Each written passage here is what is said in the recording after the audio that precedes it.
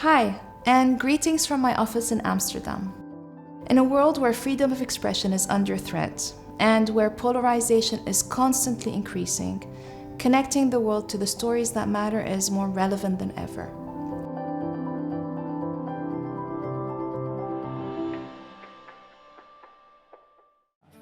We connect the world to the stories that matter by organizing each year the World Press Photo Contest, where an independent jury finds and chooses these stories, by bringing the winning images to more than 4 million people in over 110 countries through the World Press Photo Exhibition, and by offering programs that highlight and develop talent.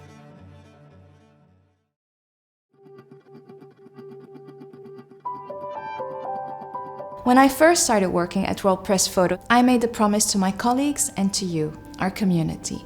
The promise of meaningful change.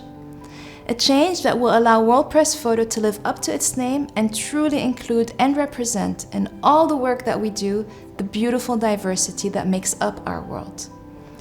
Since then, we embarked on a journey of intense self-reflection. The change that we are making goes to the heart of how we find these stories, how we ensure that different voices are represented, and how we offer a much more balanced representation of stories from around the world. To be worthy of the word world that is part of our name, we have decided to regionalize all of our work, our photo contests, exhibitions, education programs, and the rest of our activities. We are not changing the essence of who we are, just how we get there.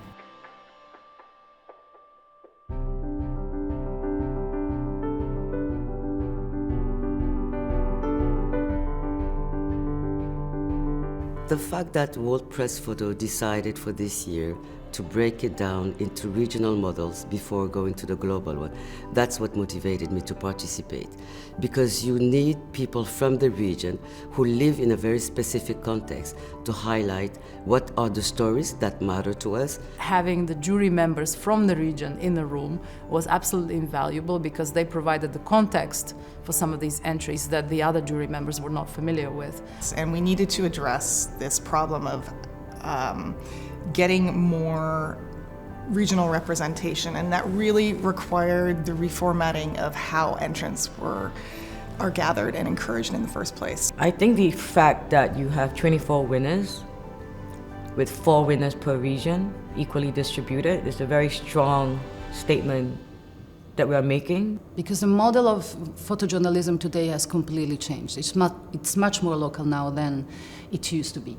It's really important to see the localization, localized practice and knowledge, and at the other end, we are trying to see how it's globally connected. Those stories are going to be told, they are going to have a space to be published in a book, to be in an exhibition for the World Press Photo that is like a massive media of understanding for the rest of the world, no? And with this regional model, we can give a voice to each one of the continents to be represented, no? I know it's a new structure this year, so I wasn't too sure with how that was going to work out. I wasn't always so happy of what the representation was in the contest. So I'm very, very glad that we are changing in all aspects of our industry. Most important is that the World Press Photo gives the opportunity to take my pictures to a global audience. This whole issue is about to get this whole brand new platform and have a whole new group of people that it can reach. Photography remains our renewed focus, and I truly believe that these changes are the best way in order for us to not only live up to the responsibilities that come with our name, but to connect the stories that matter from around the world to people across the globe.